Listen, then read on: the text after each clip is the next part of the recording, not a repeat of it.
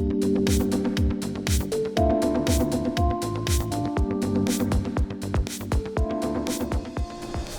Dunn is a co-founder, a chairman, and an investor in a company called Anovion. I don't know a lot about it. I do know you are making synthetic graphite, and I'm really curious, how'd you get this company started? Well, thanks, John, for having me. Listen, I think every one of us probably grows up as little kids who wanted to make synthetic graphite, right? I'll be honest, I didn't even know what this was. Yeah, right. Not that long ago. But synthetic graphite, as it turns out, graphite is 30% of the battery. And so synthetic graphite is just doing in 30 days what the Earth does in 5 million years. So the graphite's used what, in the anode of the battery, right? It's actually about 95 to 98% of the anode. Okay. And so it's a critical part around all the things that U.S. consumers care the most about, whether it be how far we can drive, how fast we can charge.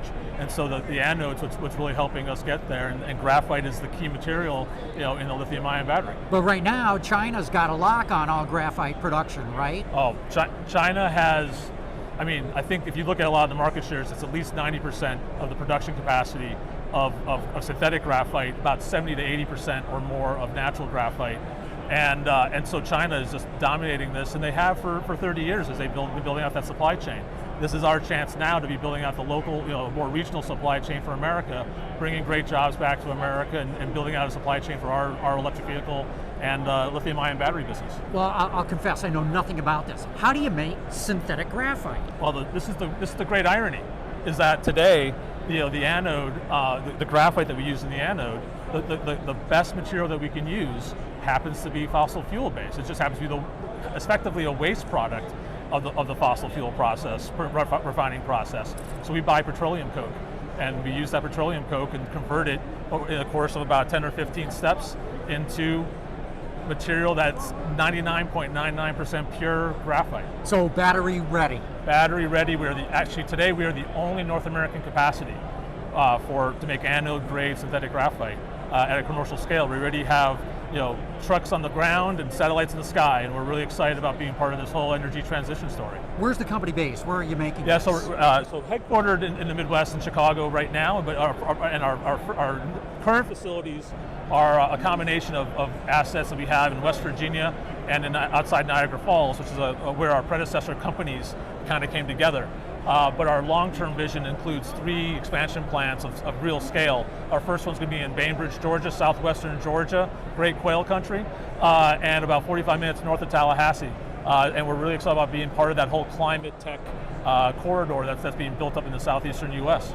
Your timing couldn't be better, obviously, with this move to EVs and the IRA money. There's got to be incentives for you in that, I would think. So the IRA is really interesting for us, and what's great is that we actually predate both the bipartisan infrastructure bill in 2021 and the IRA in 2022. And all this legislation has been really helpful. And really what it's doing collectively is accelerating what otherwise was going to take 30 years to happen. It's trying to get it done in 7.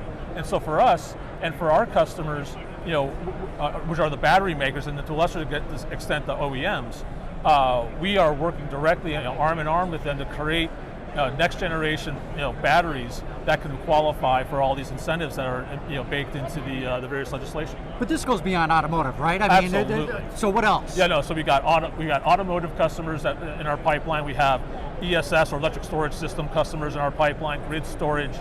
We have medical devices. We have military and defense applications. We have the lithium battery, as you might remember, 30 years ago, we all wanted our Walkman, and the only thing that had a lithium-ion battery in it seemed to have to be that Sony Walkman. Now we've got it in everything, and so we're really excited about being part of this whole story. So you're up and running already. Yeah. So if I were an OEM, I could buy synthetic graphite. Absolutely. We have products right now. It's a really attractive, environmentally friendlier product than what's being done in China right now.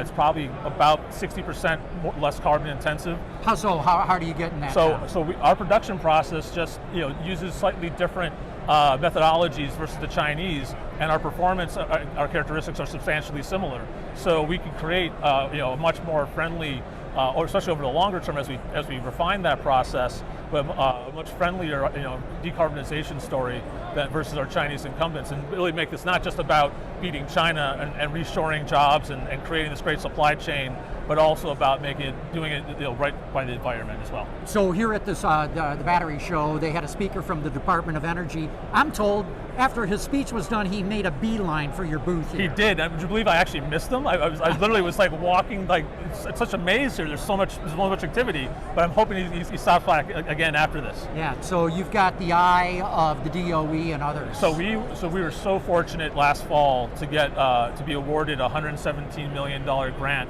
from the DOE program, and we're obviously using that now as part of our capitalization, along with some investor money as we work through the qualification process for all these customers. And so that DOE funding, the government funding, is really critical in what we're trying to do both in the near term and in the longer term. Okay, all good story. What am I missing? Anything else you should add? I mean, what I love about this is more than anything is we talked a little bit about this. We're American owned, we're American made. We're building out a domestic supply chain from refinery to, source product all the way to the end customer, and we're really excited about being part of this whole transition. So I know a lot of the people watching this are going to go, wait a minute, is this a publicly traded company? How do I get in on the action? Not yet. Okay, but maybe. But some point. I mean, we're really fortunate to have great long-term investors who are focused not on just growth, but focused on building businesses for the long term. And so all the capital that's come in to date, including my own capital, really focus on 10, 15, 20-year kind of investments. And so we at some point will be thinking about public markets, but we're not quite there yet. Gotcha. Chip, thanks so much John, for your time. thanks so much for Interesting. everything. Thanks. Very good. Cheers.